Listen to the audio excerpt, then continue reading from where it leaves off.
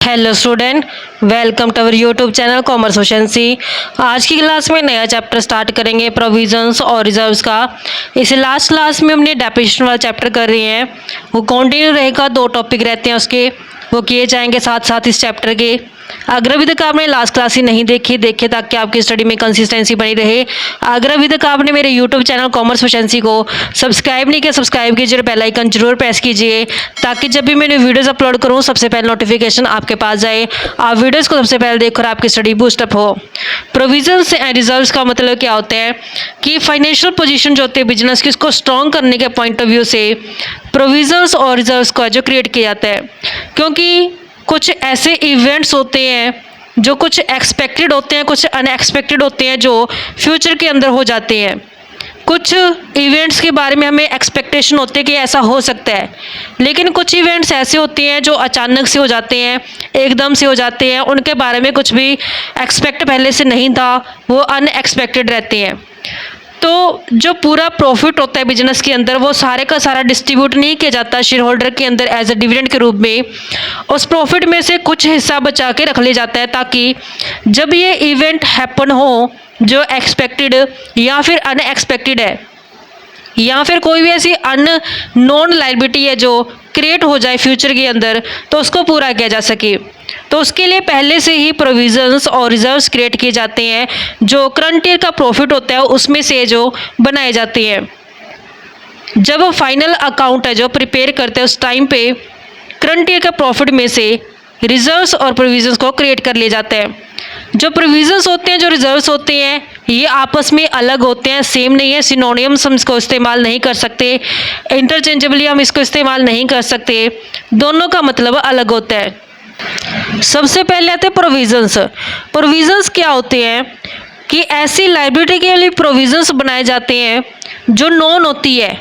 मतलब हमें ये पता है कि लायबिलिटी है जो क्रिएट हो सकती है, लेकिन उसकी जो एग्जैक्ट अमाउंट होती है, एक्चुअल में कितनी अमाउंट पे करनी पड़ सकती है, वो अमाउंट के बारे में पता नहीं होता। तो उसके लिए प्रोविजंस क्रिएट किए जाते हैं। तो कंपनी एक्ट के अंदर प्रोविजन का मतलब होता है ऐसा अमाउंट जो राइट ऑफ हो चुके हैं या फिर जो रिटेन कर लिया गया एज ए डेप्रिसिएशन के रूप में या फिर रिन्यूअल ऑफ असेट्स के रूप में। प्रोविज़न के अंदर जो पैसा रिटेन किया जाता है, अमाउंट रिटेन किया जाता है नॉन लायबिलिटी को पूरा करने के लिए। यानी कि हमें लायबिलिटी के बारे में पता होता है कि कौन सी लायबिलिटी है जो अराइज हो सकती है, लेकिन उसकी जो एग्जैक्ट अमाउंट होती है, एक्चुअल अमाउंट होती है लायबिलिटी की, वो अननोन होती है। क्लियरली हमें नहीं पता होता कि कितनी अमाउंट है जो पे करनी पड़ सकती है। तो उसके लिए प्रोविजंस को जो क्रिएट किया जाता है। जैसे हम डेप्रिसिएशन का एग्जांपल लेते हैं कि कुछ बिजनेस के अंदर 10% की रेट डेप्रिसिएशन होती है, कुछ 12% लगाते हैं, कुछ 15%, तो कुछ 20% लगाते हैं। तो यहाँ पे इतना तो हमें पता होता है कि डेप्रिसिएशन है जो लगेगा ही लगेगा असेट्स के ऊपर, लेकिन कितना एग्जैक्ट अमाउंट होगा ये हमें पता नहीं होता। इस कारण से जो प्रोविजंस क्रिएट किए जाते हैं, प्रोविजन ऑफ डेप्रिसिएशन के नाम से इसको दिखाया जाता है बुक्स ऑफ अकाउंट्स में। नेक्स्ट कहते हैं कि अगर हमें क्लियरली समझ में आ जाए कि कितनी लायबिलिटी की अमाउंट पे करनी है, अगर हमें एग्जैक्ट अमाउंट पता चल जाए कि लायबिलिटी में इतने रुपये पे करने पड़ेंगे, तो उसकी तो पेमेंट कर दी जाएगी, एज ए लायबिलिटी ट्रीट कर दी जाएगा। तो उसके लिए फिर हमें प्रोविज़न क्रिएट करने की जरूरत नहीं है, क्योंकि प्रोविज़न तभी क्रिएट किए जाते हैं जब लायबिलिटी नॉन होती है, लेकिन अमाउंट है जो अननोन होती है, एग्जैक्ट अमाउंट पता नहीं होती है। अगर जितनी पैसे की ज़रूरत हमें प्रोविज़न के लिए चाहिए थी, उस प्रोविज़न की ज़रूरत से ज़्यादा पैसा बिजनेस के अंदर रख लिया गया है, तो उसे रिजर्व ट्रीट करेंगे। एग्जाम्पल्स जैसे प्रोविज़न के दिए गए हैं, provision for depreciation of assets. जब हम बुक्स ऑफ अकाउंट्स प्रिपेयर करते हैं तो असेट्स के लिए प्रोविज़न फॉर डेप्रिसिएशन क्रिएट करते हैं।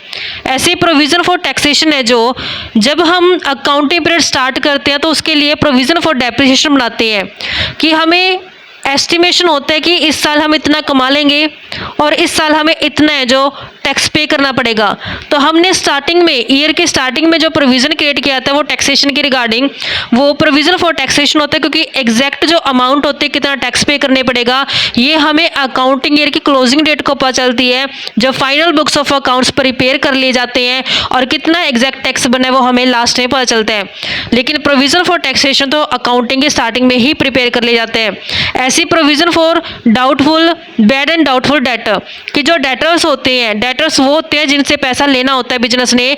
तो यहाँ पे एस्टिमेशन किया जाता है कि अगर हमने 100 लोगों में से पैसा लेना तो हम मानते हैं कि 10 लोग ऐसे होंगे जो पैसा नहीं देंगे, तो उनके लिए पहले से ही प्रोविज़न क्रिएट कर लिया जाता है, provision for bad and doubtful debt के नाम से, कि इन डेटर्स के ऊपर डाउट है, पहले ही उनके लिए प्रोविज़न क्रिएट कर लेते हैं।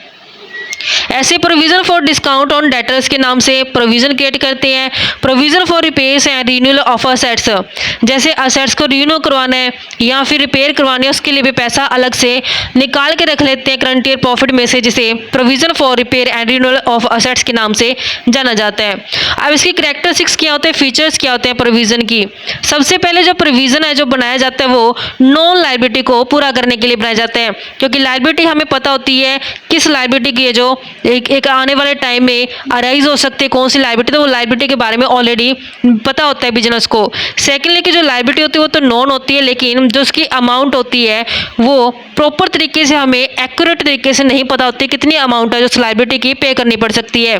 जैसे एग्जांपल के लिए यहाँ पे ऑलमोस्ट ये हम एस्टिमेशन लगा के चलते, कुछ डेट ऐसे होते हैं जो रिकवर नहीं होंगे, लेकिन हमें एग्जैक्ट तो नहीं पता होता ना कितने डेटर्स हैं जो रिकवर नहीं हो पाएंगे, तो उसके लिए हमें provision for bad debt and doubtful debt के नाम से प्रोविज़न क्रिएट कर लेते हैं कि हमें इतना तो पता है, लायबिलिटी तो नोन है, लेकिन उसकी एग्जैक्ट अमाउंट है जो हमें सर्टेन नहीं है, डिफाइन नहीं है कि कितनी हो सकती है।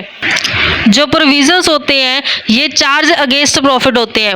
चार्ज अगेंस्ट प्रॉफिट का मतलब क्या होता है कि चाहे बिजनेस के अंदर प्रॉफिट हो चाहे ना हो, ये प्रोविजंस तो क्रिएट करने ही करने पड़ेंगे।